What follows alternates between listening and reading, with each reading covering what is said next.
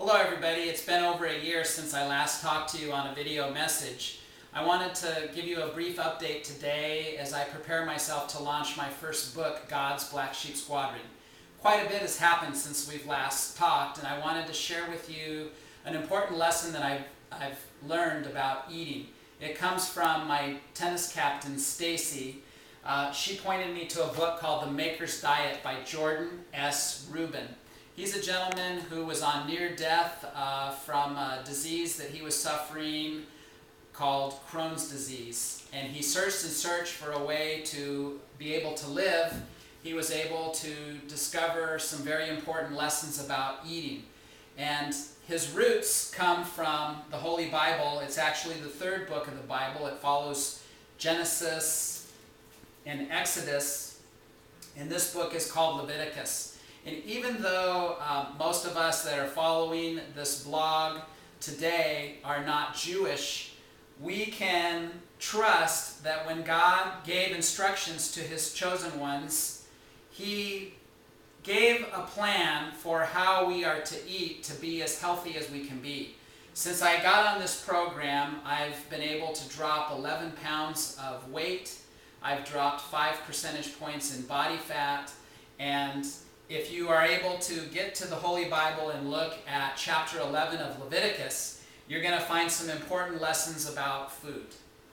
We're the same people today that we were when Leviticus was first written. Our bodies haven't changed, although we have fallen in the way that we take care of ourselves. We as Americans tend to load ourselves up with ice cream and all sorts of candies and other goodies that really aren't healthy for us.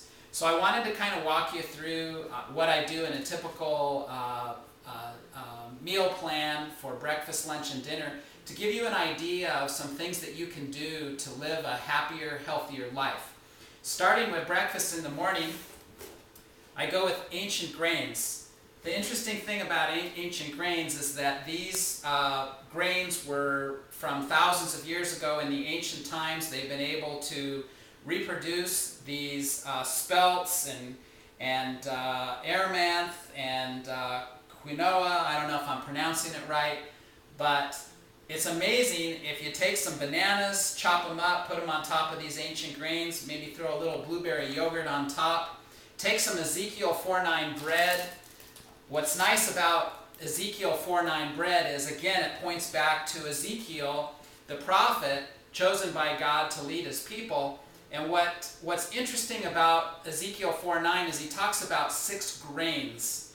And when you take these 6 grains and you put them together, you actually form a complete protein.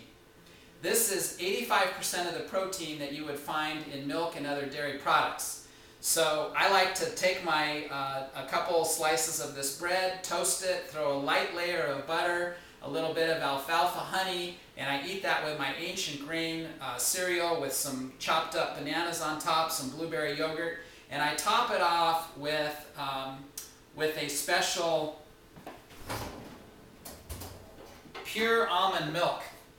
What's nice about this is it gets you away from all the body fat that you would get if you were to be eating a lot of dairy products. For example, the milk and the cheese. I've completely cut that out of my diet. And I found pure almond milk to be delicious, mixed in with the ancient grain cereal and the bananas and the yogurt. It makes a great breakfast. For lunch, I like to go with some almond butter and some jelly, some fruits, some vegetables, some celery, and just keep it nice and easy, maybe a little bit of V8 juice. And then for dinner, I like to go with spinach leaves. Take those, heat them up a little bit, throw together some yams, some sweet potatoes, and you've got yourself a healthy dinner. Throw some salmon in there. But again, go back to Leviticus and take a look at what the foods are that are recommended by God and what foods you should avoid. And you will find that you will have energy, you will have, your endorphins will be going, you'll feel in a happy mood throughout the day, and you'll live a better life. So once again, thank you for joining me today, and shoot me an email. Let me know how you're doing with your food program. Thank you.